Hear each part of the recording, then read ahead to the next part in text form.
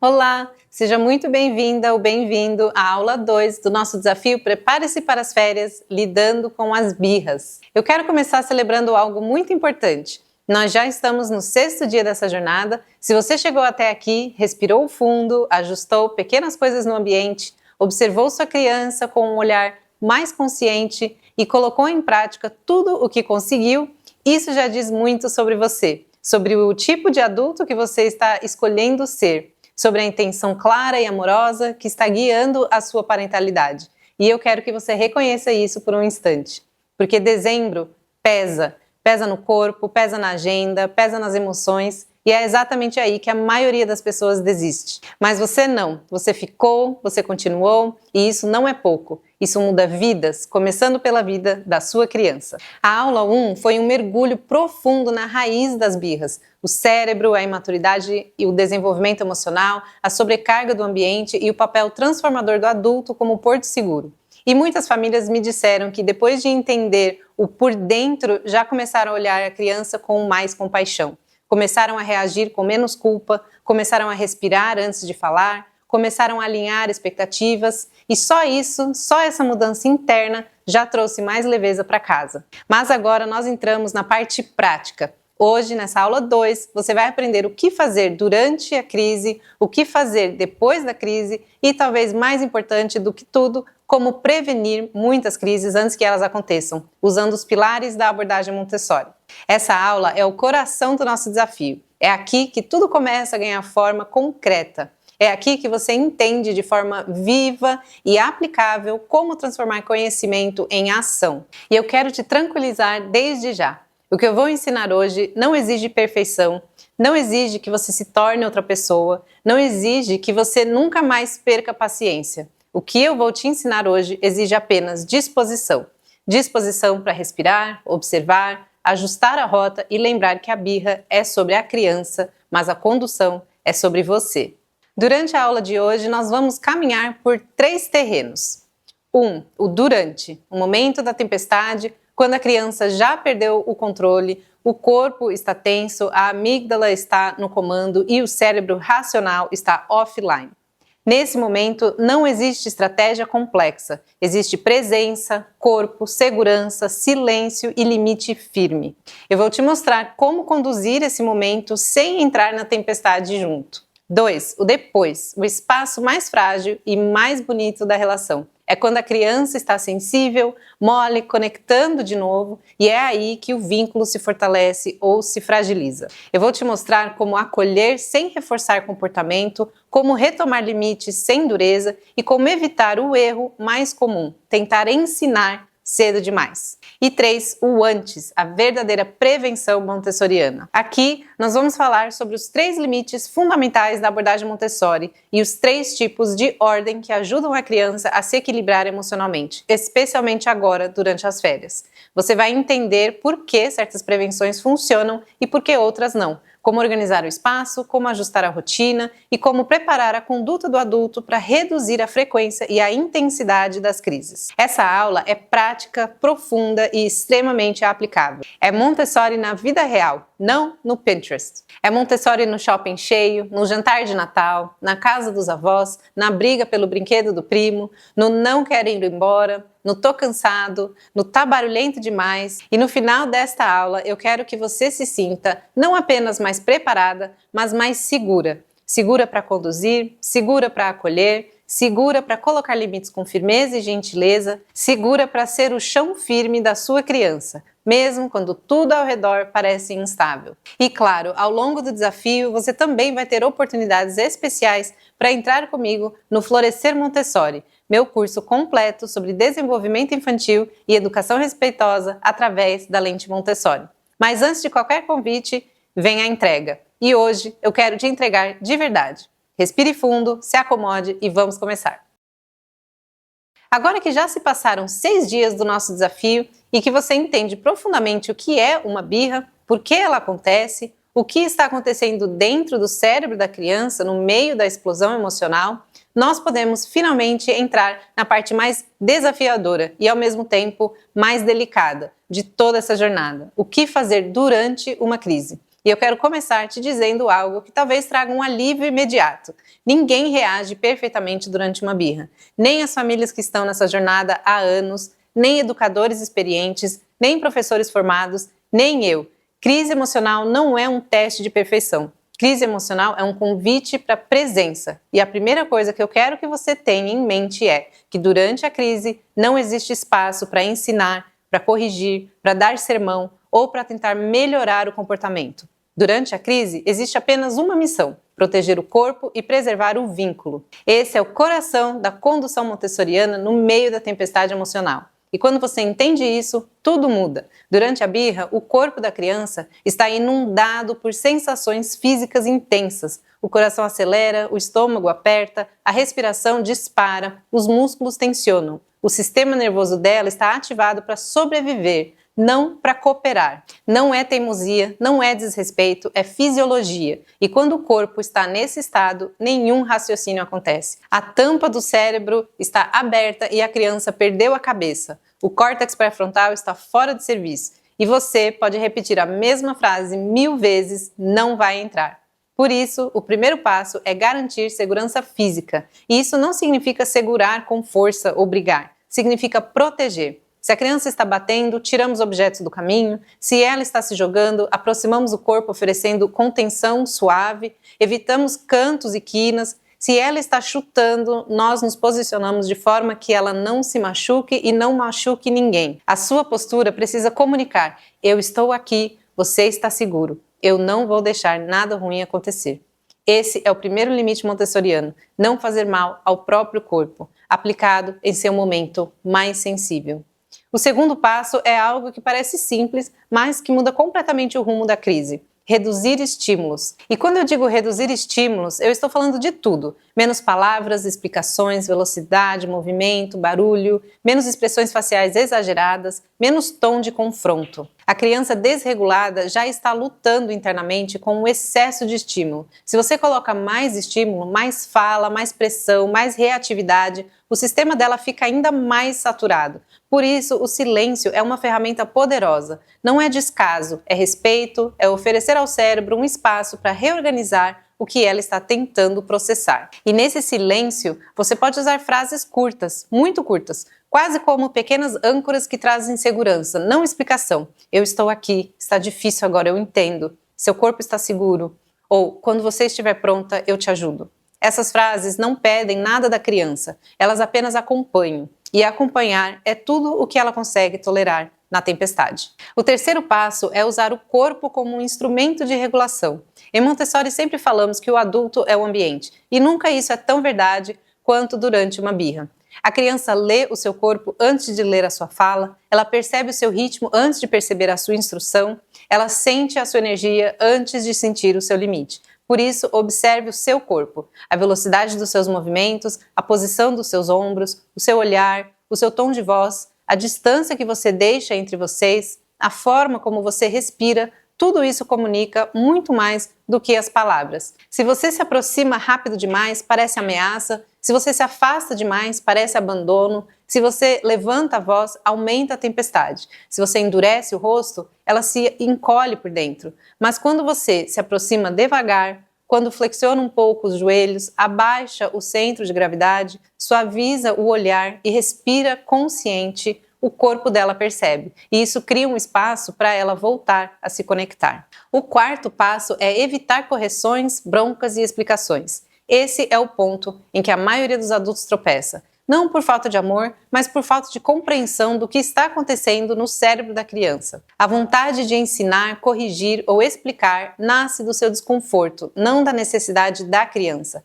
A crise não é um momento de lição. A crise é um momento de proteção. A lição virá mais tarde, no momento neutro, quando o cérebro dela puder raciocinar. E quando ensinamos no momento certo, o aprendizado acontece sem desconforto, sem luta de poder e sem dor. O quinto passo é permitir que a crise a atravesse. E isso talvez seja o mais difícil para nós adultos, porque fomos ensinados a acabar com o choro o mais rápido possível. Mas a birra é uma onda, ela sobe, atinge o pico e desce. E quando você tenta interromper a onda cedo demais, ela volta ainda maior, porque o corpo não completou o ciclo emocional que precisava completar.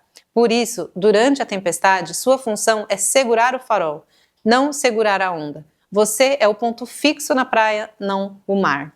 O sexto passo é proteger o vínculo. Mesmo que você esteja cansada, mesmo que você esteja irritada, mesmo que você esteja no limite, porque é nesse momento, no momento mais difícil da criança, que ela aprende algo que vai acompanhar sua vida inteira. Eu posso perder o controle e ainda assim estar segura. Eu posso sentir coisas grandes e ainda assim ser amada. Eu não preciso enfrentar isso sozinha. Essa experiência não é só emocional, é neurológica, é pedagógica, é montessoriana. E quando a criança vive isso repetidas vezes, você como porto seguro, você como estabilidade emocional, o cérebro dela aprende algo essencial. Eu posso voltar. Esse é o maior presente que você pode dar durante uma crise. Agora que você já entende como conduzir a tempestade no exato momento em que ela acontece, nós podemos ir para a próxima parte da aula. Como acolher depois da crise, que é onde o vínculo se fortalece e onde começa a mudança real. Agora que você já entende o que fazer durante a crise, como segurar o ambiente emocional da criança, como proteger o corpo dela, como oferecer presença em vez de pressão e como sustentar a tempestade sem entrar nela, nós podemos caminhar juntas para um dos momentos mais significativos de todo o processo, o depois. Eu quero que você sinta isso com calma. O que acontece depois da crise é tão importante quanto, ou até mais importante, do que o que acontece durante. Porque é no depois que o cérebro reabre, é no depois que o vínculo se reorganiza, é no depois que as emoções encontram espaço para se acertarem, é no depois que a criança busca você de forma vulnerável e, ao mesmo tempo, profundamente receptiva. As famílias geralmente acreditam que a crise termina quando o choro acaba, mas não é assim. Quando o choro diminui, a criança não volta imediatamente ao estado de equilíbrio. Ela ainda está sensível, ainda está frágil, ainda está se recompondo. É como quem acabou de correr uma maratona. Por fora, o corpo pode parecer mais calmo, mas por dentro, a respiração ainda está tentando se encontrar. E é nesse intervalo que mora a janela de ouro do pós-crise. Uma janela onde a criança está vulnerável o suficiente para receber acolhimento, mas ainda não está pronta para receber ensinamento. Uma janela que não pode ser preenchida com moralização, bronca ou sermão, porque isso fragiliza o vínculo. Mas que também não pode ser preenchido com permissividade, porque isso fragiliza o senso interno de estrutura. Então, o que fazer? A primeira coisa é aproximar-se com gentileza sem invadir. Cada criança volta de um jeito diferente. Algumas vêm correndo para o colo, outras ficam envergonhadas, outras tentam se afastar, outras fingem que nada aconteceu e outras só querem ficar perto em silêncio. Tudo isso é válido. O seu papel é acolher a forma como ela volta, não a forma como você gostaria que ela voltasse. Então você se aproxima devagar, com o corpo suave. Se ela quiser colo, você oferece. Se ela não quiser, você oferece presença. Se ela precisar de tempo, você espera. A sua postura diz: eu estou aqui, eu fiquei com você, eu continuo aqui. Essa continuidade é o que sela a sensação de segurança interna.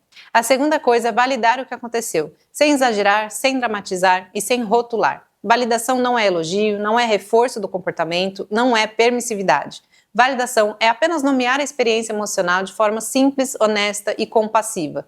Coisas como: foi muito difícil para você, seu corpo sentiu tudo muito forte, eu fiquei aqui com você o tempo todo, agora você está voltando. Essas frases não interpretam, não julgam e não condicionam. Elas apenas confirmam que a criança não enfrentou aquilo sozinha e essa confirmação muda a forma com que ela vivencia a própria emoção. O terceiro passo é retomar o limite com suavidade e clareza. Isso é extremamente importante porque a criança não precisa de mais rigidez, ela precisa de previsibilidade. Então você pode dizer: eu sei que foi difícil, mas eu não posso deixar você bater. Ou eu estou aqui para te ajudar e faz parte de te manter segura.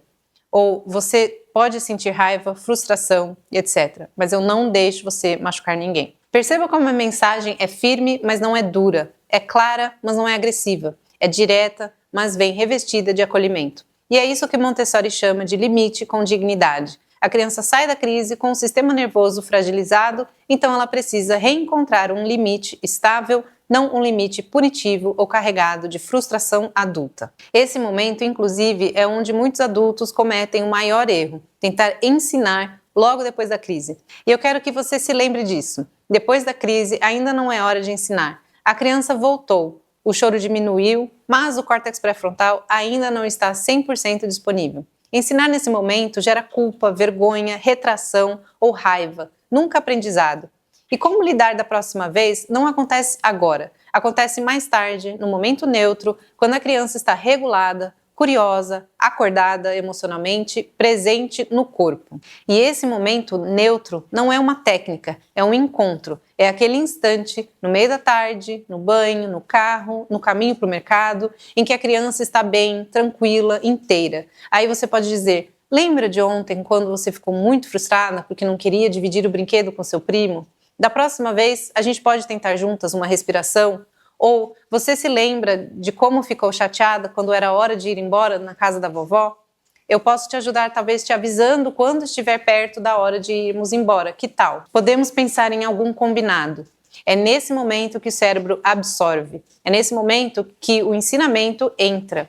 E é nesse momento que Montessori se consolida. E há ainda um ponto essencial no pós-crise que muitas mães não falam, mas que eu faço questão de trazer. O adulto também pode reparar. Se você perdeu a paciência, se você falou alto, se você reagiu no impulso, e isso é absolutamente humano, você pode se desculpar de forma leve e verdadeira. Eu estava cansada e perdi a calma. Não é culpa sua que eu gritei. Eu preciso me controlar. Eu vou tentar melhor da próxima vez. Esse tipo de reparação não derruba a autoridade do adulto. Pelo contrário, fortalece. Ensina responsabilidade emocional, ensina humildade, ensina autorregulação, ensina respeito mútuo. O pós-crise é o espaço onde o vínculo se reconstrói e onde a confiança cresce. E agora que você já entendeu como agir durante e depois da birra, nós podemos ir para a parte mais montessoriana da aula e talvez a mais transformadora para esse período de férias. Como prevenir muitas dessas crises antes mesmo que aconteçam.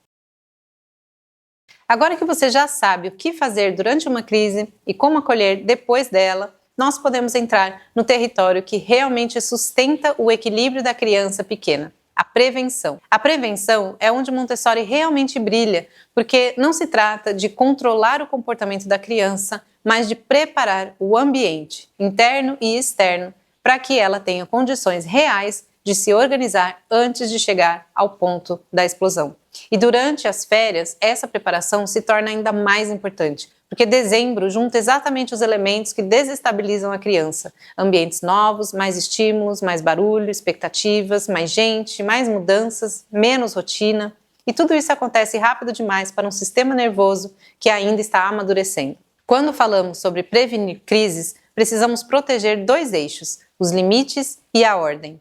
Os limites são o chão, a ordem é a arquitetura. E a criança precisa dos dois para se sentir segura.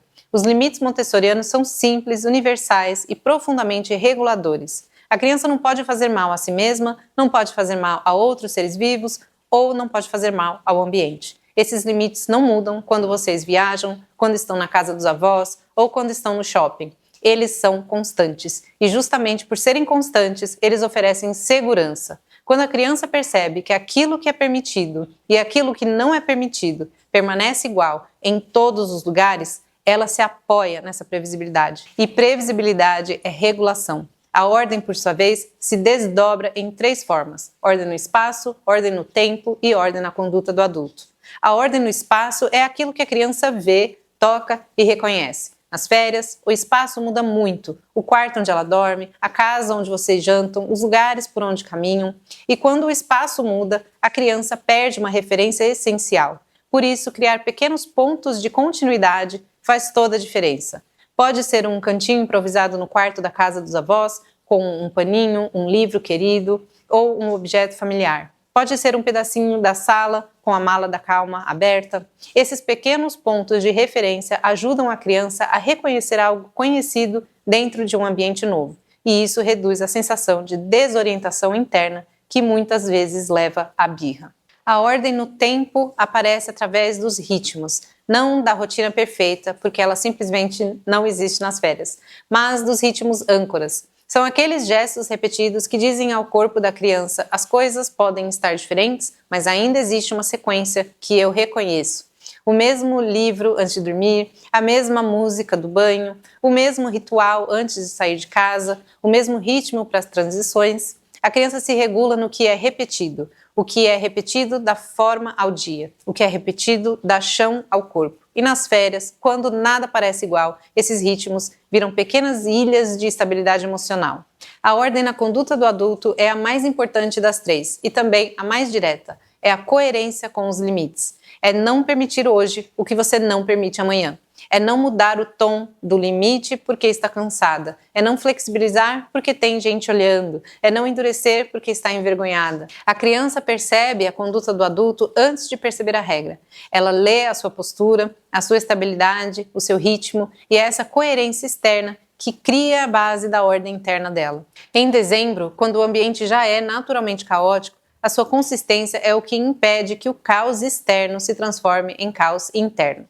Além desses pilares montessorianos, existem elementos práticos que se integram de forma natural à prevenção e que você já começou a aplicar nos primeiros dias do desafio. A antecipação, por exemplo, é essencial. A criança não precisa de um roteiro detalhado, mas precisa saber o que esperar. Quando você diz, agora vamos ao shopping, depois compramos 2 presentes e depois voltamos para descansar. Você não está apenas informando, você está regulando. Está organizando o sistema nervoso antes que ele seja exigido demais.